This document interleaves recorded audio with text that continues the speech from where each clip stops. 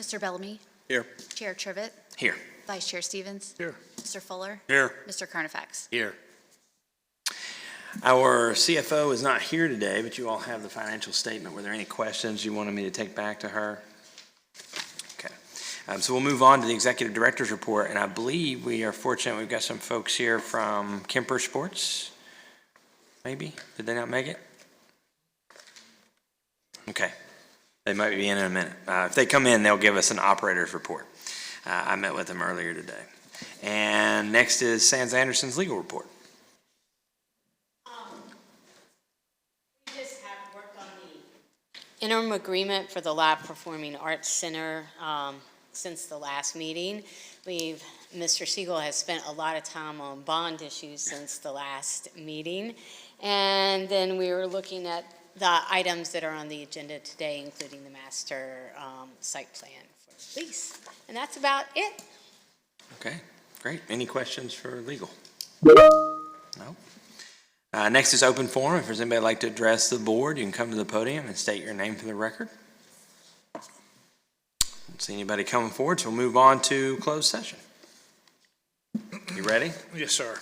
I motion to enter closed session of the board, or make the motion for the board of the Historic Triangle Recreation Facilities Authority to convene a closed meeting pursuant to VA Code Section 2.2-37A6, discussion or consideration of the investment of public funds, where competition or bargaining is involved, where, if made public initially, the financial interest of the authority would be adversely affected, and our executive director for the authority, position details as employee or consultant, and pursuant to VA Virginia Code Section 2.2-3711A29 of the Code of Virginia 1950 as amended, for the purpose of discussing the award of a public contract involving the expenditure of public funds, including interviews of bidders or offerors, and the discussion of the terms or scope of such contract, where discussion in an open session would adversely affect the bargaining position or negotiating strategy of the public body, in reference to our naming rights, our RFP, our live performance venue interim agreement with MEB, and potential amendment to the ground lease with Colonial Williamsburg Foundation relating to the site plan and options.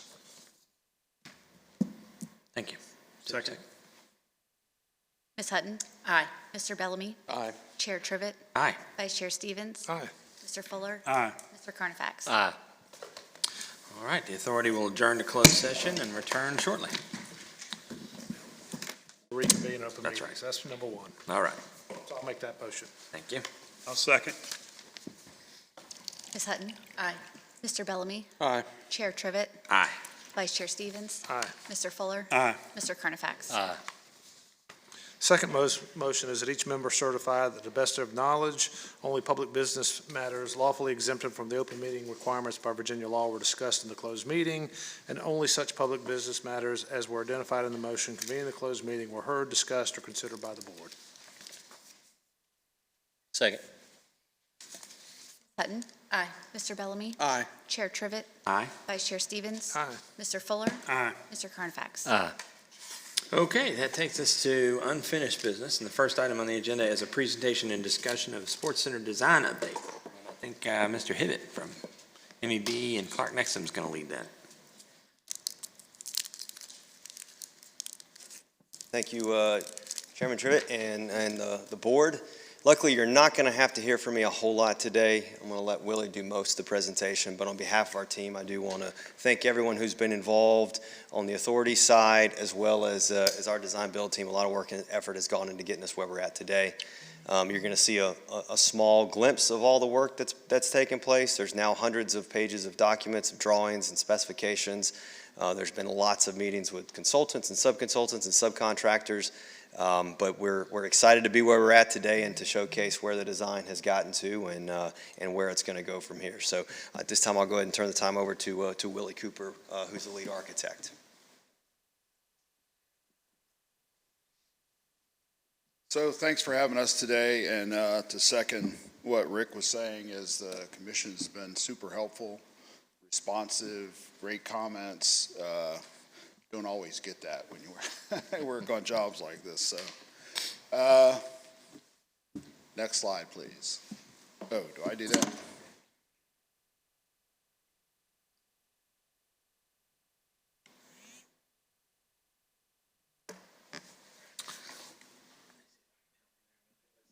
Can we get Brian off of there?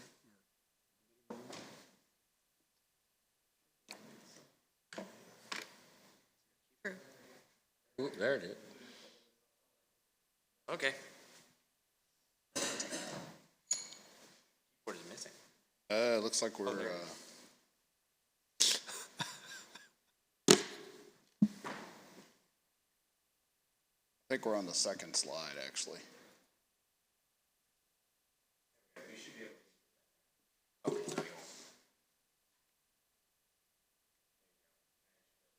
How do I go backwards? Bottom button, I think. Showing you the whole presentation. So All right. now you're not going to listen to me. All right, so the site plan is currently under review. The E&S permit approved. Site clearing began last month. And we have a planning commission in June, the 26th. So the building has been approved by the ARB. This commission has seen the 35% and 60%, and review of the 85% is pending. And we're expecting 100% documents on August 5th. So, and all of that is on track. So to go back to the basic facility, it's 200,000 square feet.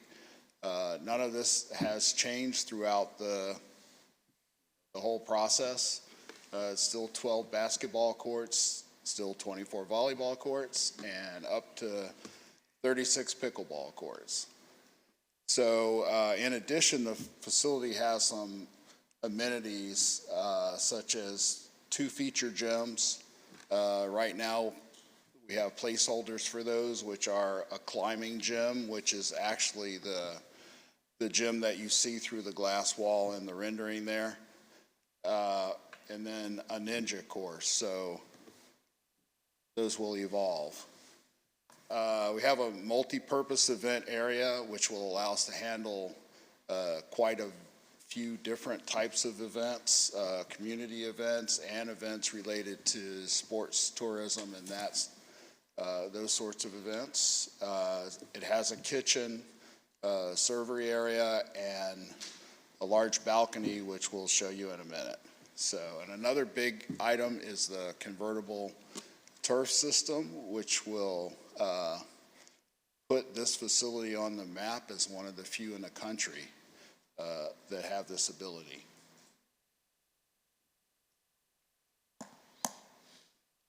So on the site plan, we'll go through it pretty quick. There's on the lower right-hand side of the thing where you see kind of that empty area, that's actually the parking, which is not on this drawing, but it's additional parking for the facility. The visitor center is down, and bypass road is up at the top. The front, which would be the side facing down, you'll see has quite a bit of work done to it to make it fit into the Williamsburg environment. And then the back, which is the top, is kind of the industrial side, the back of house of the building, and that's designed to be shielded by the trees and topo along bypass road. So these buildings are deceptively simple. The large area there is the main gym. Most of that will be the wood floor and the plain surfaces. Off to the left, you see that vertical green box is the turf system. And if you're not familiar with that, that's essentially a carpet that rolls out across the floor and allows for outdoor or turf type events and games to be played.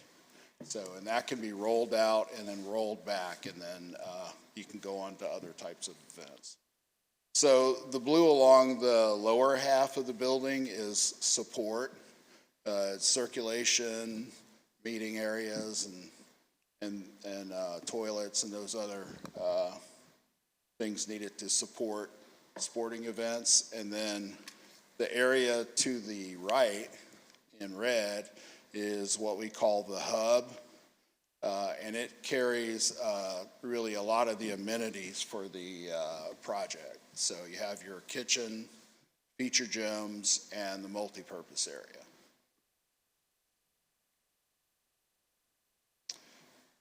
So this is hope this works. This is a little fly around. So you're starting, that was at the front of the building, which was kind of at the bottom of the screen on the right, and you're kind of moving around to the west side, which was the left side of the plan. And coming up here, you can see the balcony, and the importance of that balcony is, number one, it will give the building an identity.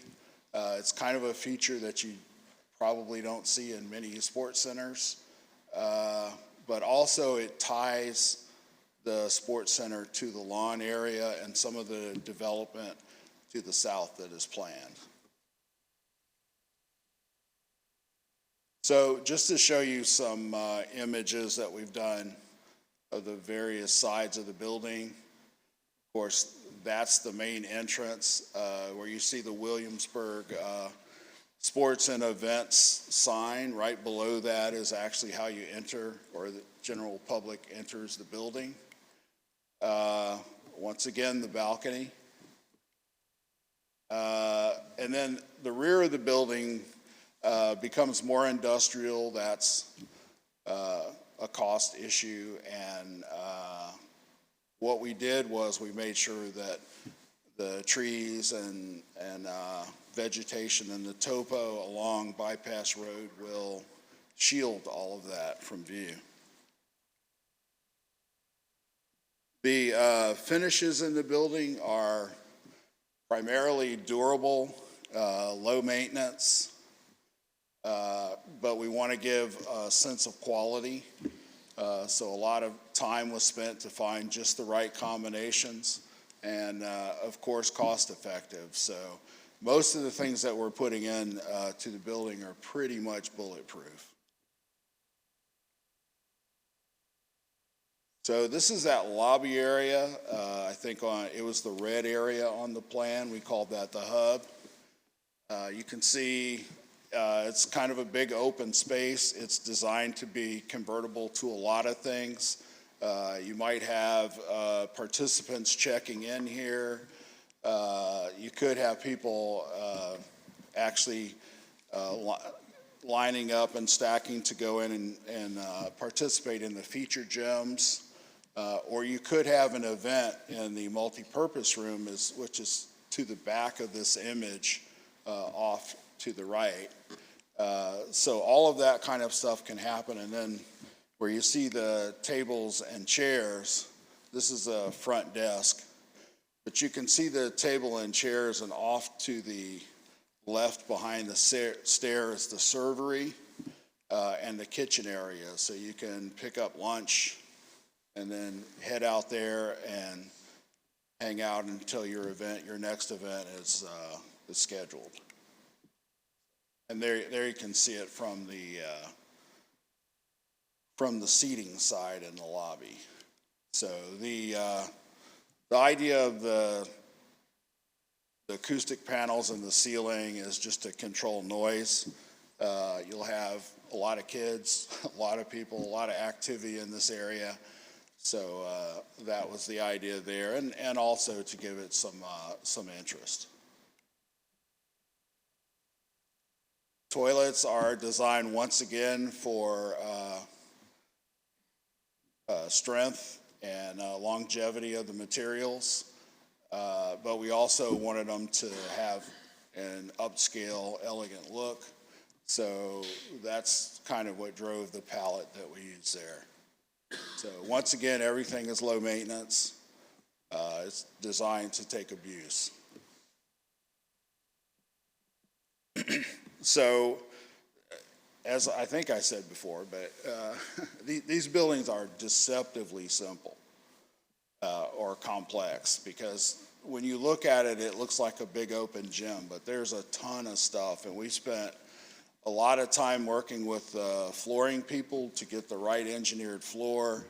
That has to be worked in with the mechanical systems to make sure humidities and all of those things are all compatible. The goals of basketball and volleyball are retractable. That's a big deal for making these facilities flexible so that it's very quick to go from one event to another. So you have to choreograph that so they can fold up or fold down or any of those things. We also have divider curtains so that you get a little bit of separation between the volleyball courts and the basketball courts when you have multiple games going on. Scoreboards have to be placed so that they can be seen. Those are also retractable. And then, of course, after you get all that spaghetti in there, you have to weave the mechanical fire protection and all of that stuff through it. So it's actually a pretty complicated undertaking, and we've been spending a lot of time working directly with the providers of those systems to make sure that everything's coordinated and choreographed and works the way intended. And then, of course, there's the turf system, which is going to be awesome, but it's not fun to engineer. So there's a lot of parts and pieces, a lot of stuff to confirm, be sure of, and we are definitely going through and making sure all of that stuff is addressed. So that's pretty much our overview. Do we have any questions? Any questions from the board? I think, Willie, thank you for the presentation. I think there was some question about the turf system and its size, and I think the board is prepared to discuss that today. Do you want to just give us the overview there, Willie? Sure.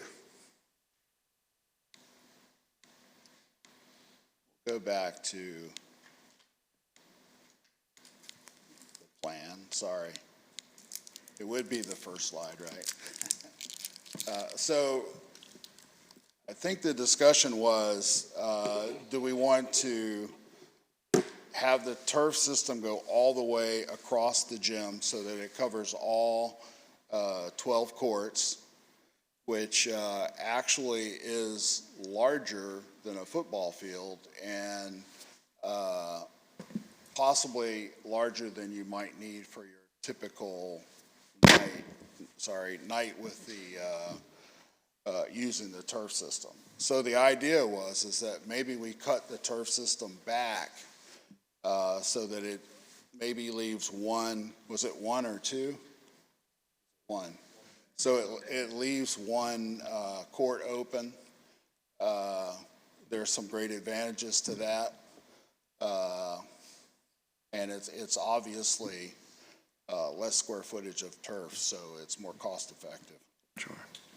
I think one of the things that we did in the interim, since that question was posed, is we asked Parks and Recreation directors to consider it, but also the operator to consider it. And I see that Kemper has made it to the meeting today. Do you guys want to speak to this at all?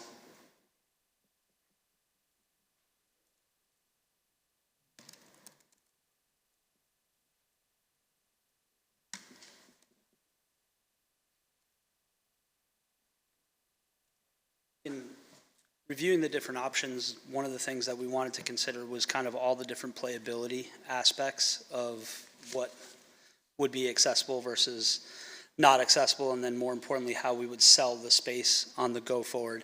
Having the ability to have the entirety of the space certainly makes it unique and diverse in kind of the program options and availabilities. It also allows for us to section off the space in a different type of way than it had previously, though there's other, all the different types of considerations that are possible inside of something this large, from operational execution. And so as we looked at where our recommendations were, we, Steve, I want to make sure I'm speaking correctly, because Steve Gores was the one that provided the information. So somebody said originally it was one court, but you're talking about, if I remember correctly, it was either 2 or 4 courts that it wouldn't cover. One bay, which is 4 correct, courts. 4 courts. Oh, 2 basketball, okay, so just wanted to clarify that. Yeah, Okay. one bay, which would be 2 basketball and 4 volleyball courts. So what I remember from Mr. Goris's communication was that the recommendation from Kemper was to keep the turf at the original size. At the original size, that's correct. We believe we have more opportunity to sell the space at the original size, and more importantly, making a modification would also have other implications to the project. So that would be full court coverage, not. Okay. Full court coverage, correct. And I like the full court coverage anyway, because we still have the ability to not cover it all if we don't need to. So the more flexibility we can have for you and for the programs, I think is best. Correct. Flexibility is going to be the biggest key, particularly with the large expanse of this space. In most cases, we're going to end up cross-utilizing in a number of different ways, and I could see us pulling turf to cover just one section or all the way across, and it allows us to do a lot of smaller programming in not the full length of the turf, but in kind of the different sections as you have in the quadrants up there. So I just want to make sure from the construction, engineering standpoint that's, everybody's feeling more comfortable with full coverage now? Yeah, well, and I think the original intent of the design was to have the option to roll it out halfway, which was covering 6 basketball courts and still allowing 6 basketball courts to remain open. We do think that it would be challenging to program just 2 basketball courts on one bay versus, and I think Kimber can speak to that.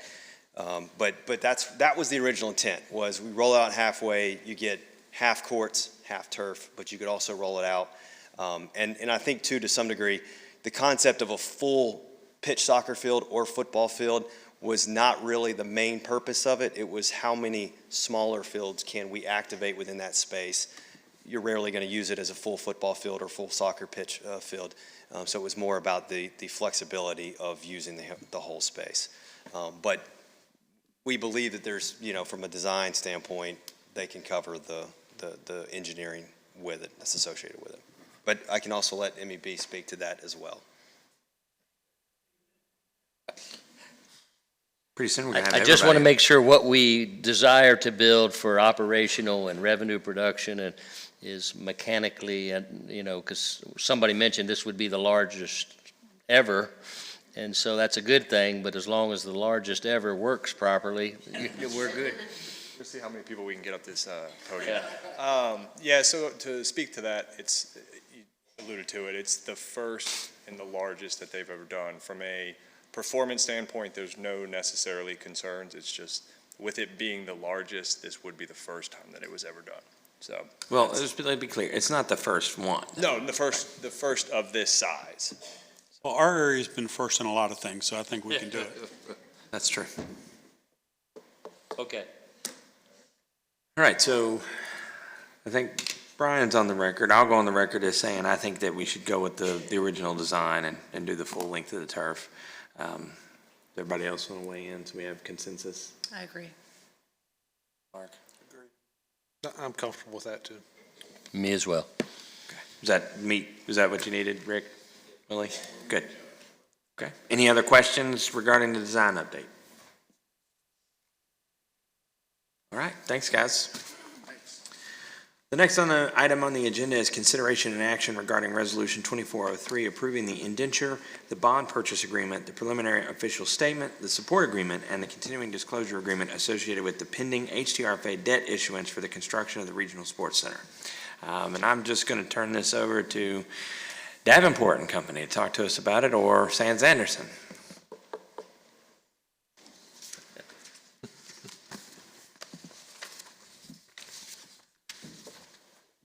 Maybe Dan, I'll just give a little overview on where we are on the financing side of it, then you can talk talk to the resolution if you want.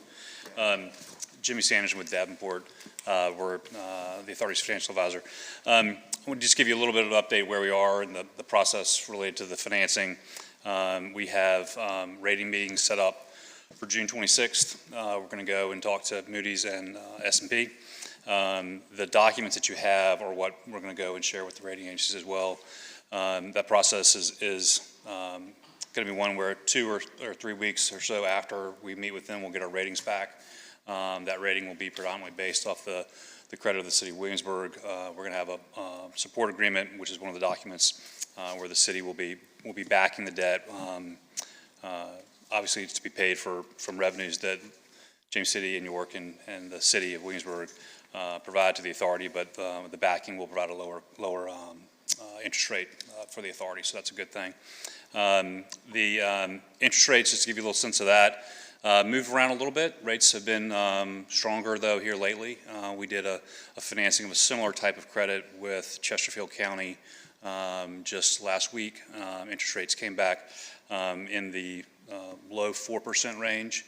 We're going to be in a similar range to that as well. I think we'd assumed when we talked to you last a 4.5% interest rate, so we're in a bit better place than that. We're going to lock in our interest rate probably late July 29th or so. So rates can move around a little bit between now and then, but I don't anticipate there being any significant movement one way or the other. And then a closing is planned for early August. You want to just hit on what they're looking at there? I was going to, I know in your package you have a resolution. There's a slight change in that. I'll give you the revision.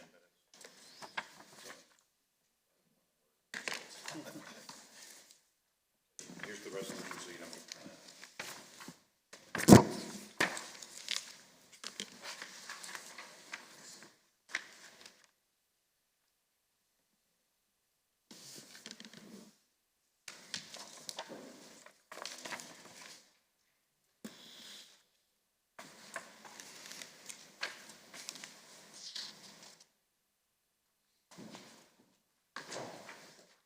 So this resolution is really the only action that the authority needs to take at this time for this bond issue to come to completion. And what the resolution does, if you approve it, it will give authority for the chairman and the vice chairman, secretary, to go ahead and sign any of the documents that we're referencing here and the documents in the financing.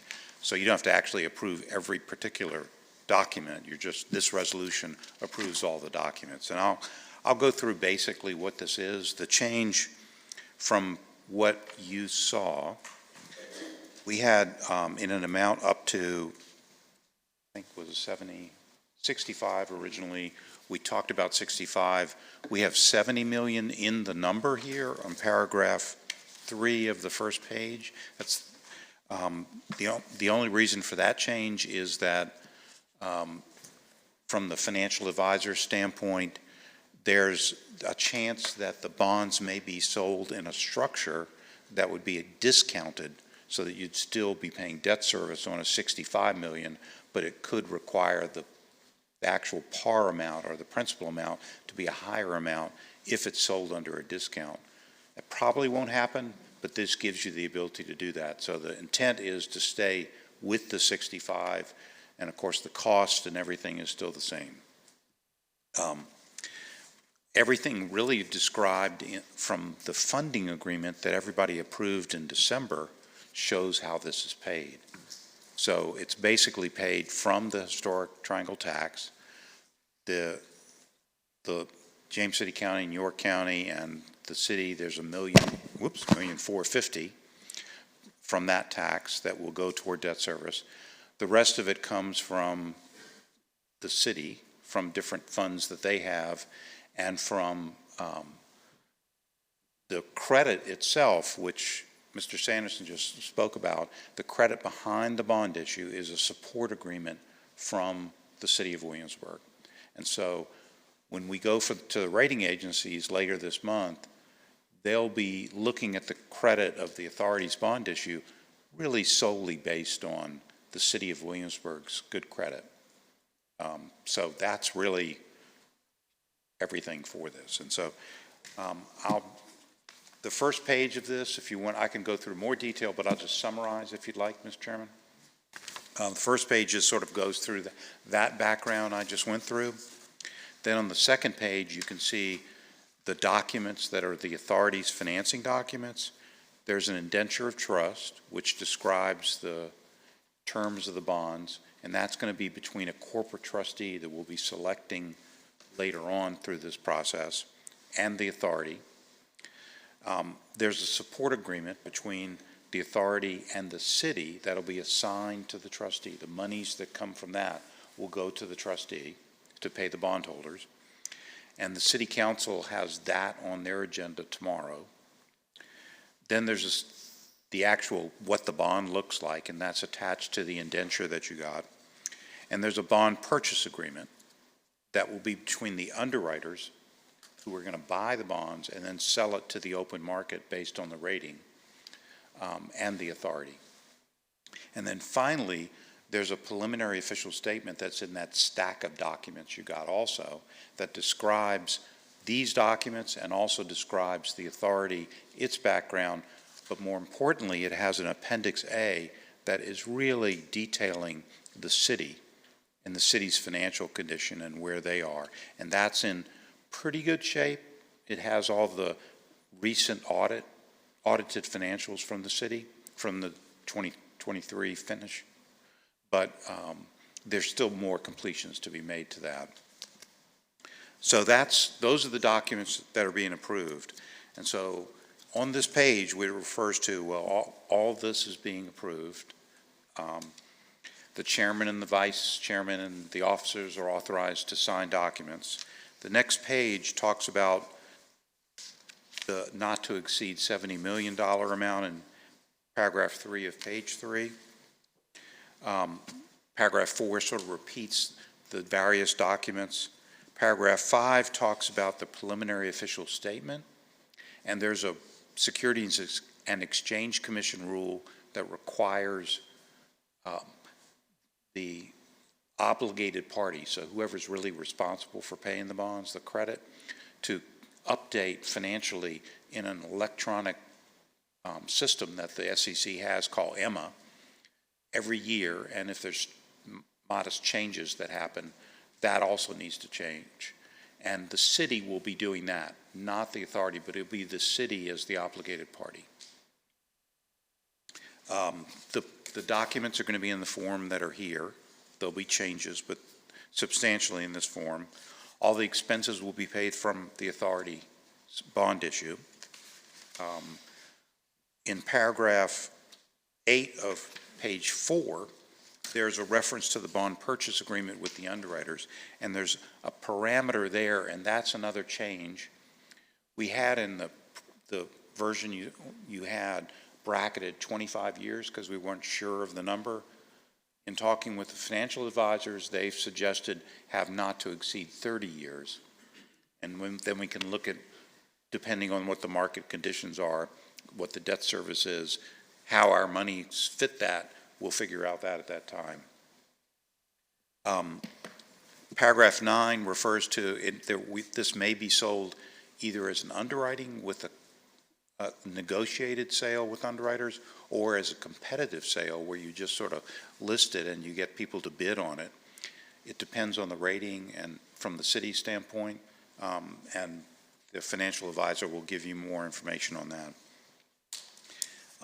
It authorizes the support agreement with the city, and then we're on the page 5, has some tax issues that we can't take the money and then arbitrage to make more money from we borrow at 4.5%, we invest at 6%. There are some limitations to that.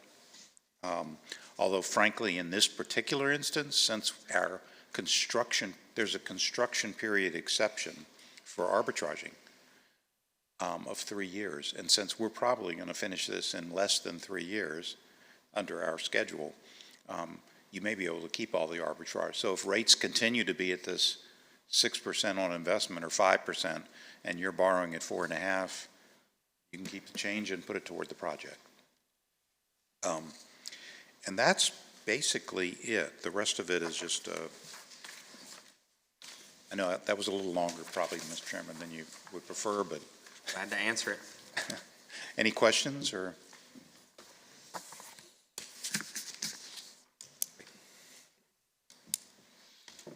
Thank you, gentlemen. Any discussion with the board or a motion? It's a big motion, but I'd make the motion that the board approval of the Regional Sports Center financing plan. Move forward. Ms. So Hutton. to adopt the resolution. Motion to adopt the resolution. Thank you, Dan. Thank you. Ms. Hutton. Aye. Mr. Bellamy. Aye. Chair Trivett. Aye. Vice Chair Stevens. Aye. Mr. Fuller. Aye. Mr. Carnifax. Aye. Okay. Next item on the agenda is consideration and action regarding an interim agreement to complete 35% of the design and planning for the development of live performance venue as a second project at the Colonial Williamsburg Visitor Center site. I think everybody knows that we have been tasked by the City Council to consider this as our next project. The HTRFA at a previous meeting, I can't remember if it was the last meeting or a meeting before that, agreed to take that project on. And so we have successfully negotiated terms with MEB and Clark Nexsen to continue their work and begin working on that project too. And Dan, did you want to say anything about the interim agreement, you or Robin?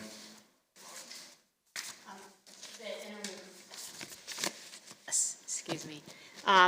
The only thing is the interim agreement has been negotiated, it's been posted, and the parties have come to the terms that'll be 35% design with a reasonable value. So just to remind everyone, the way the process works for the HTRFA, because there are 3 participating jurisdictions, when we take on a project like this, there's a lot of questions to be answered. And unfortunately, they can't be answered until we do some preliminary work. And so the interim agreement allows us to take on that work to get to the point where we can come back to the 3 jurisdictions and say, here is a plan that can actually be executed. And so that's what we're gearing for, is to get back to that point. And so, again, we'll be entering into a partnership with MEB and Clark Nexsen to help us get there, and then bring that back to the 3 bodies to see if we want to proceed with construction of that next facility. So it's a pretty exciting opportunity, and when you think about what could be out there between this facility and the live performance venue, it could be pretty special. So, any discussion, questions, motion? A motion, we move forward. I'll second. Ms. Hutton. Aye. Mr. Bellamy. Aye. Chair Trivett. Aye. Vice Chair Stevens. Aye. Mr. Fuller. Aye. Mr. Carnifax. Chairman, just to confirm, that was to authorizing. Yes, sir. Thank you. Interim agreement. Great. Thank you.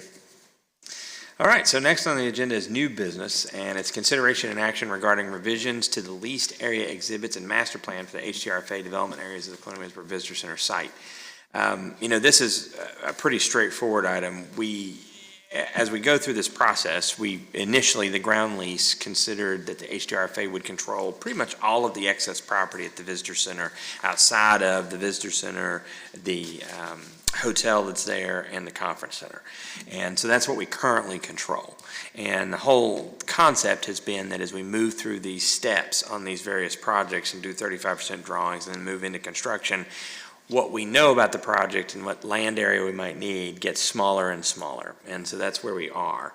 The initial design review committee for the sports center considered the master plan, and the development areas required for that, and now we've revised it. We need to communicate that revision to Colonial Williamsburg, as well as consider letting go of some land that we probably do not need.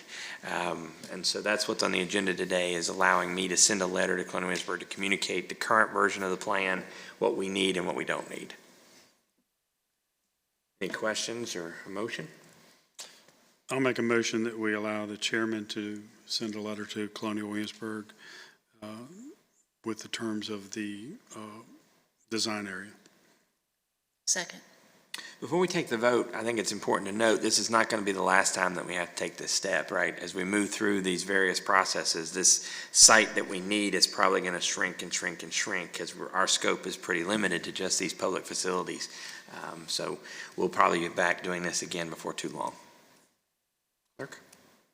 Ms. Hutton. Aye. Mr. Bellamy. Aye. Chair Trivett, Aye. Vice Chair Stevens. Mr. Fuller, Aye. Mr. Carnifax. All right, there being no further business, is there a motion for adjournment? So moved. Second. Ms. Hutton. Aye. Mr. Bellamy. Chair Trivett, Aye. Vice Chair Stevens. Aye. Mr. Fuller. Aye. Mr. Carnifax. Aye. We are adjourned.